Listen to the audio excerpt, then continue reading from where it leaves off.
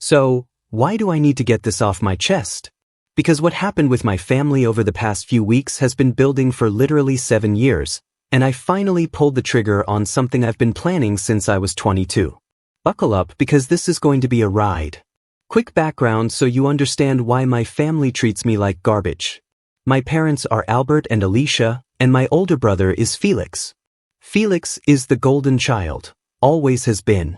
He went to business school, got his MBA, works at some consulting firm making 6 figures, drives a 2023 BMW, the whole package.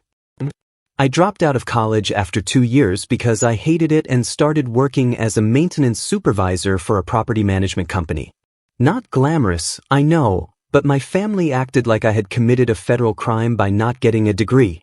For years I heard it at every single family gathering.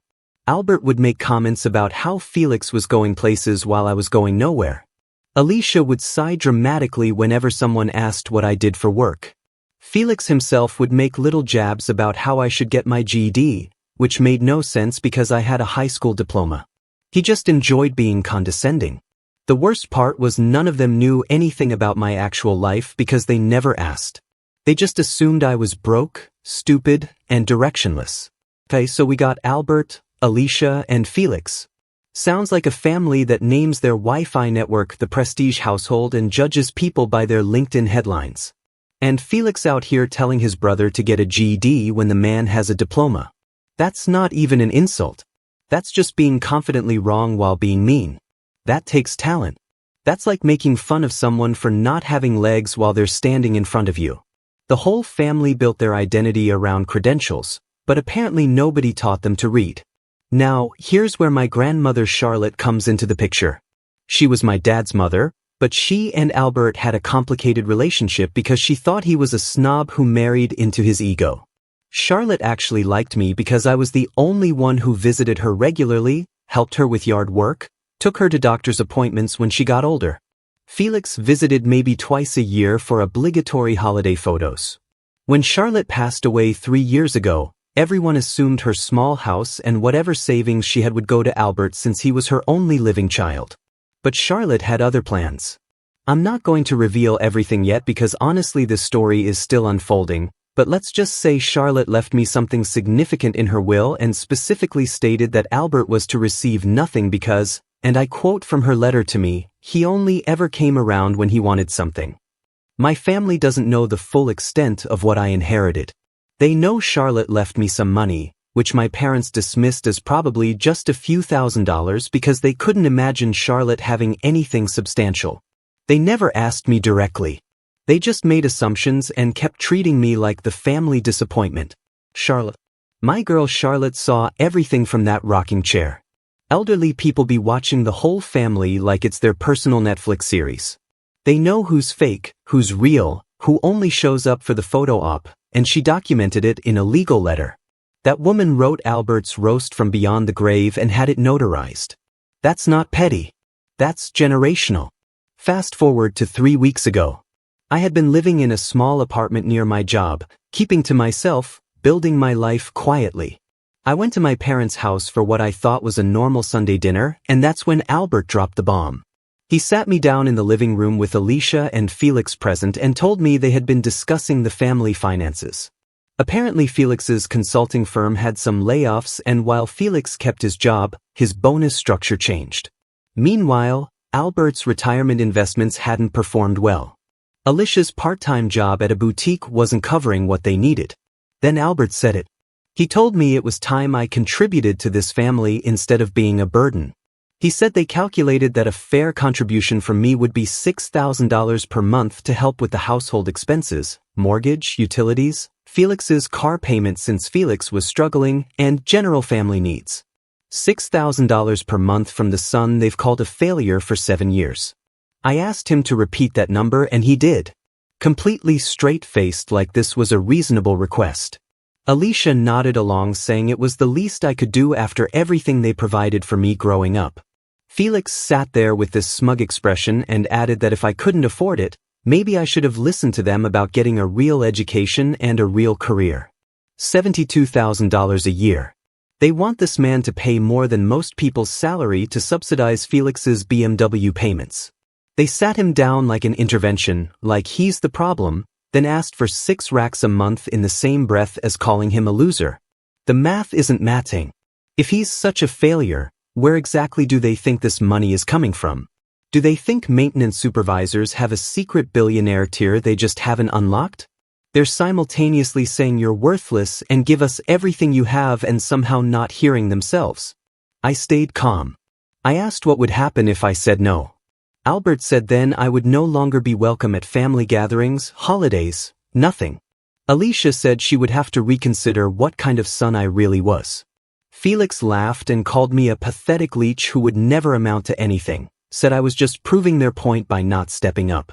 I stood up, told them I needed to think about it, and left. I drove back to my apartment and I was shaking. Not from fear, but from anger. 7 years of being dismissed, mocked, treated like I was worthless. And now they wanted $6,000 a month from me while simultaneously telling me I was a failure. The next day, Alicia posted on Facebook. Someone from my high school sent me a screenshot because I had blocked my family on social media years ago. The post said she was ashamed to call me her son, that some children just turn out to be disappointments no matter how hard you try, and that she was grateful to at least have Felix who understood the meaning of family. 37 likes. Comments from relatives agreeing, saying some kids just don't turn out right. That post was the final confirmation I needed. I had been waiting for something like this, honestly. Not because I'm a pushover, but because I needed them to show their true colors completely before I made my move. I've been preparing for this moment for 3 years ever since Charlotte passed, and I understood exactly what she had given me and why. I'm not going to say what I did yet because it's still playing out, but I will say this. I smiled when I saw that Facebook post. Not because it didn't hurt, but because they had just handed me the moral justification I needed to do what I've been planning to do. I'll update soon with what happened next because trust me, it gets so much better. Alicia took her humiliation to Facebook like it's 2012, got 37 likes from relatives who probably haven't spoken to this kid since he was 12, but somehow felt qualified to agree he's a disappointment. That's the thing about family group chats and Facebook posts. People will pile on someone they don't even know just to stay in the inner circle. They're not agreeing because they think it's true. They're agreeing because they want to stay on Alicia's Christmas card list. And this man? This man screenshotted everything. He's collecting receipts like a forensic accountant. 3 years of silence. 3 years of letting them think they won. That's not patience, that's a siege. Update 1. Okay, so first of all, thank you to everyone who commented on my original post. Some of you were asking why I didn't just cut them off years ago, and honestly that's a fair question. The answer is simple. Cutting them off would have been satisfying for about 5 minutes, and then they would have just continued living their lives thinking they were right about me.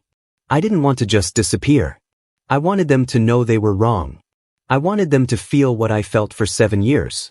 And for that, I needed to wait for the right moment. After I saw that Facebook post, I gave it 4 days. I let it sit. I let more relatives comment. I screenshotted everything because I wanted receipts for later. Then on Thursday evening, I drove back to my parents' house without any warning. Albert opened the door and looked surprised to see me. He immediately started in on how he hoped I had come to my senses and was ready to discuss the family contribution plan like a mature adult. I walked past him into the living room where Alicia was watching some home renovation show. Felix wasn't there yet, but I knew he would be because Thursday was the night he usually came over for dinner. I sat down and told Albert we needed to talk about Charlotte. The energy in the room shifted immediately. Alicia muted the TV. Albert sat down across from me and asked, "What about Charlotte? She passed 3 years ago. What could there possibly be to discuss now?" I told them I had been going through some of Charlotte's papers recently and I found some interesting things. Albert's face tightened and he said whatever I found was probably outdated or irrelevant since he had already handled Charlotte's estate after she passed. That's when I asked him directly, "Did you handle her estate or did you just assume you knew what was in it?" Alicia jumped in saying of course Albert handled it. He was Charlotte's only child. Everything went through him. I asked if that was true, then why did Charlotte's lawyer contact me last month about some outstanding matters related to her property holdings? Albert went pale. He asked what property holdings I was talking about. I told him that's what I was trying to figure out, and I thought maybe he could help me understand since he claimed to have handled everything. Felix walked in right at that moment. He saw us sitting there tense and asked what was going on. Alicia told him we were discussing Charlotte's estate and that I was apparently claiming there were issues with how it was handled. Felix rolled his eyes and said of course I was trying to stir up drama. That's what I always did, making problems where there were none because I couldn't stand seeing the family do well. I looked at Felix and asked him if he knew that Charlotte owned more than just her small house. He said everyone knew that. She had some savings and maybe a small investment account, nothing substantial. I asked him if he knew about the rental properties. Dead silence. Albert stood up and said he didn't know what game I was playing, but Charlotte didn't own any rental properties. She was a retired school teacher who lived modestly her whole life. I pulled out my phone and showed them a photo I had taken of one of the property deeds. Charlotte May Richardson, sole owner of a duplex on Meridian Street, purchased in 1987. There were others, but I wasn't ready to show them everything yet. Alicia's whole demeanor changed. She went from dismissive to suddenly very interested in having a calm family discussion. She said she didn't understand why Charlotte would have kept property secret from Albert. Surely there must be some explanation. Maybe these were properties she sold years ago. I told her that's exactly what I was trying to figure out, which is why I had an appointment with Charlotte's lawyer Harvey next week. Felix started getting aggressive. He said I had no right to go digging around in Charlotte's estate, that Albert was her son, and any remaining assets should rightfully go to him, and by extension to the family. I reminded Felix that I was also family. Or did he forget that between calling me a pathetic leech and agreeing with Mom's Facebook post about being ashamed of me? That caught them off guard. They didn't know I had seen the post. Alicia immediately started saying that post was taken out of context. She was frustrated and venting. She didn't mean it the way it sounded. I asked her how else someone could interpret being ashamed to call your own son your son. She had no answer for that. Albert tried to regain control of the conversation. He said whatever Charlotte had or didn't have wasn't the issue right now. The issue was that the family needed financial help, and I was apparently sitting on information that could benefit everyone. He said if Charlotte had properties, then those properties should help support her family, meaning I should be working with them, not against them. I stood up to leave and told them I wasn't working against anyone. I was just trying to understand what Charlotte left behind, and why she chose to leave it the way she did. I told them I would be back after I met with Harvey, and maybe then we could have a more productive conversation.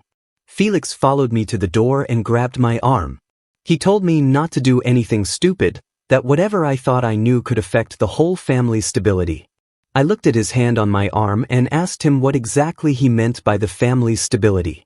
He let go and said I would find out soon enough if I kept pushing. On my way home, I couldn't stop thinking about what Felix said. Stability. Why would a few rental properties affect their stability? They had their own house. Felix had his consulting job. What wasn't I seeing? I'll update after I meet with Harvey. Something tells me that meeting is going to answer a lot of questions. I love how Alicia went from, that post was taken out of context, to dead silence in about 4 seconds. How do you take, I'm ashamed of my son, out of context? Was it opposite day? Were you hacked by someone who coincidentally knows your exact family dynamics?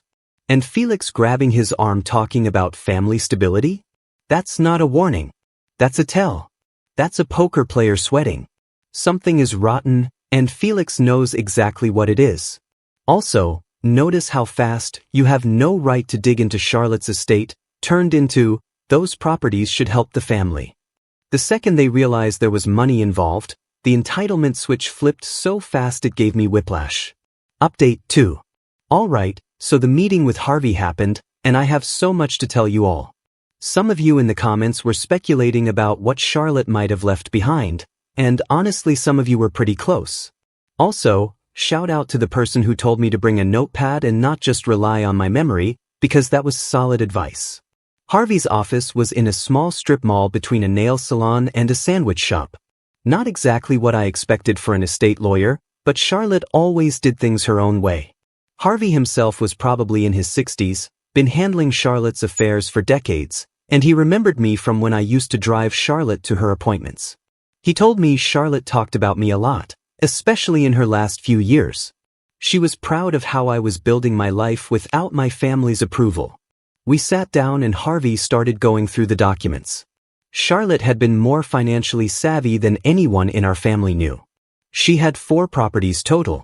The duplex on Meridian Street I already knew about. A small commercial building near downtown that she had been renting to a barbershop and a dry cleaner for over 20 years. A vacant lot on the edge of town that she bought in the 90s when land was cheap. And here's where it gets interesting. The 4th property was the house on Willow Creek Drive. I asked Harvey to repeat that because I wasn't sure I heard correctly.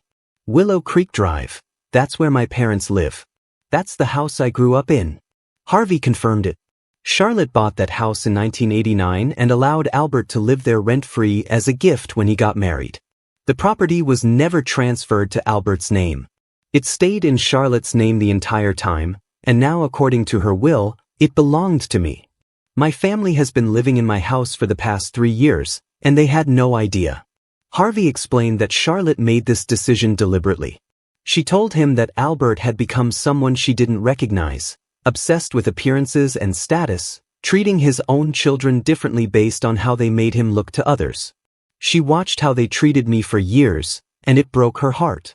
The will was her way of trying to correct the balance after she was gone. I asked Harvey why none of this came up when Charlotte passed 3 years ago.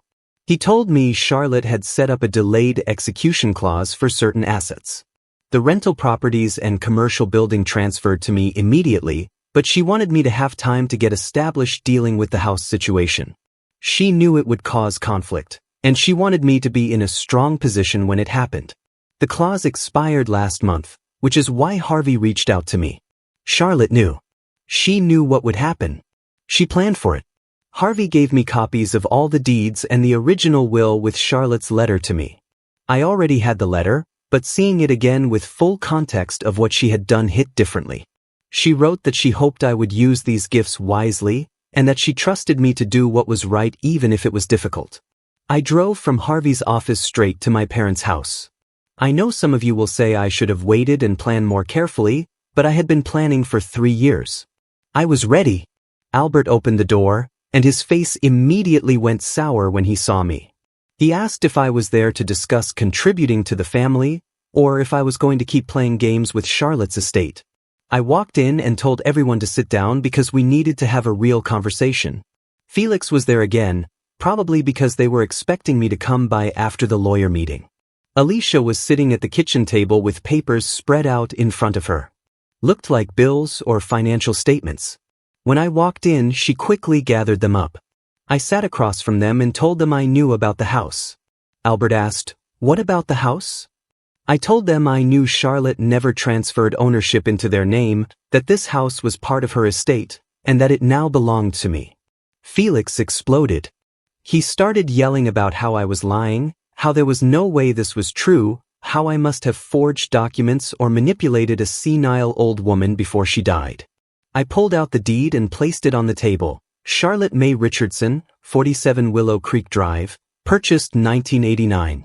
Alicia started crying, not dramatically, just quiet tears while staring at the deed. She kept saying this couldn't be happening, that they had lived here for over 30 years, that this was their home. I told her I understood this was a shock, but this was the reality. Albert's approach was different.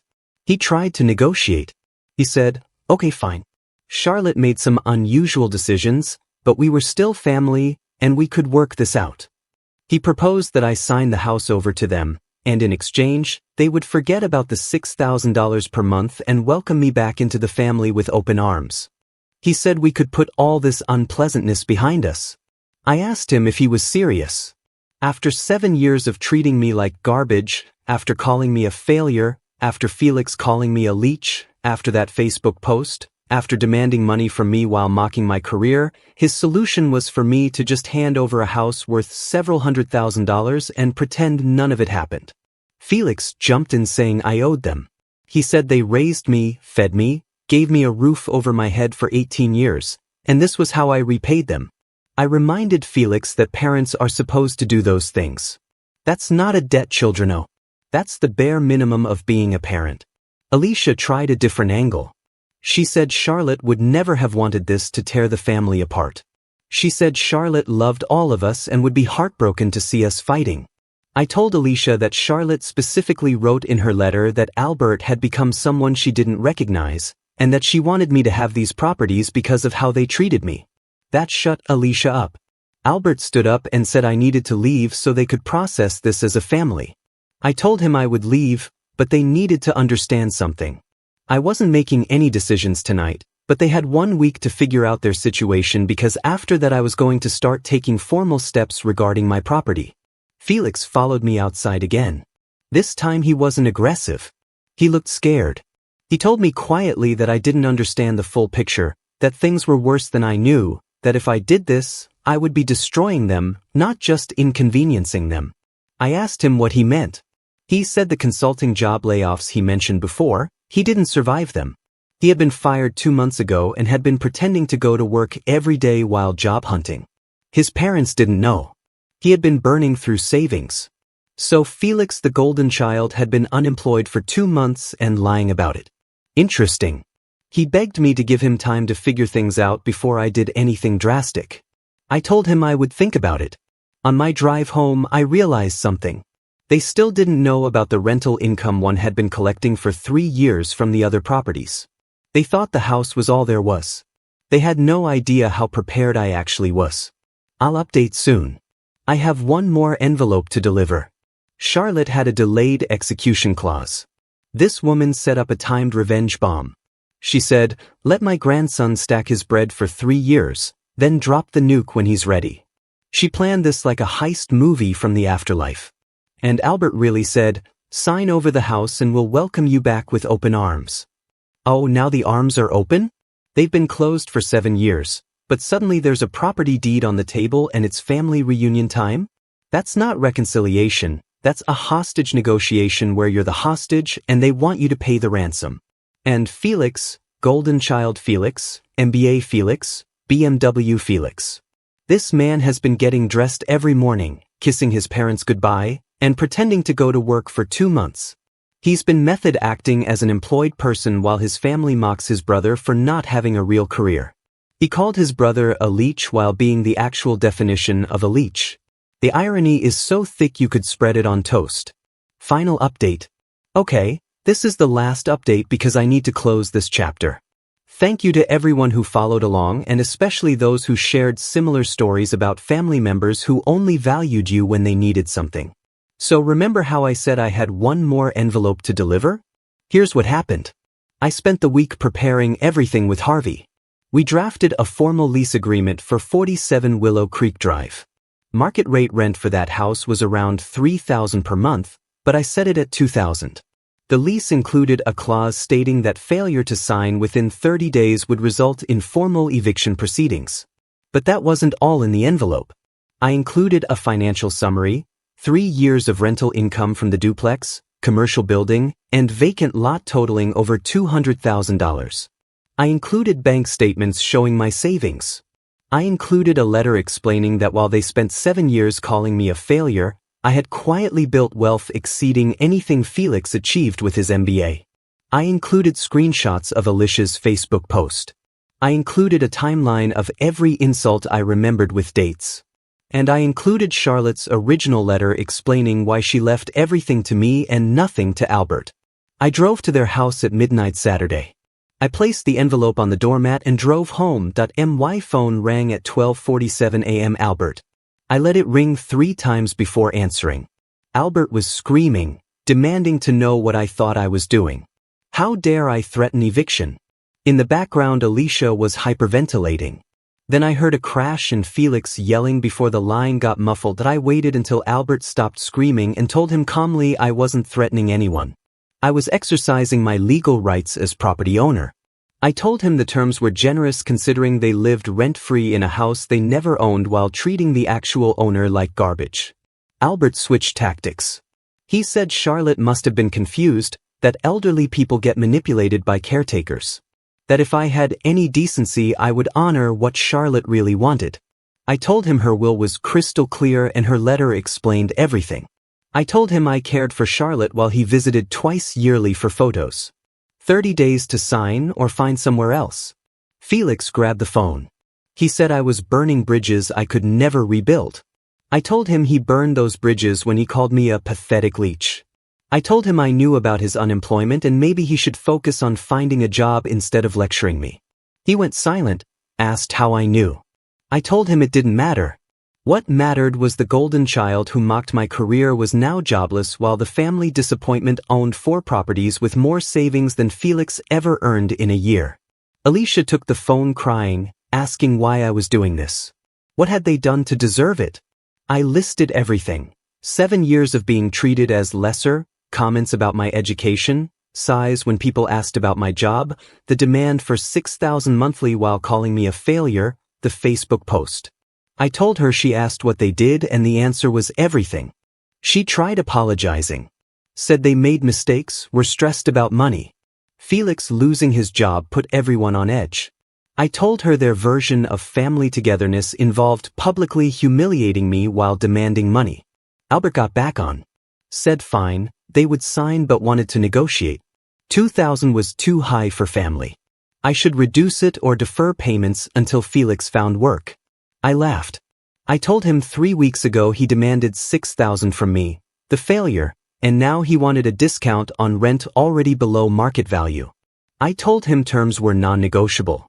$2,000 monthly due on the 1st. No exceptions. No deferrals. Then I hung up. That was 5 days ago. 17 texts from relatives I hadn't heard from in years encouraging me to be reasonable. Alicia sent a message about family being more important than money.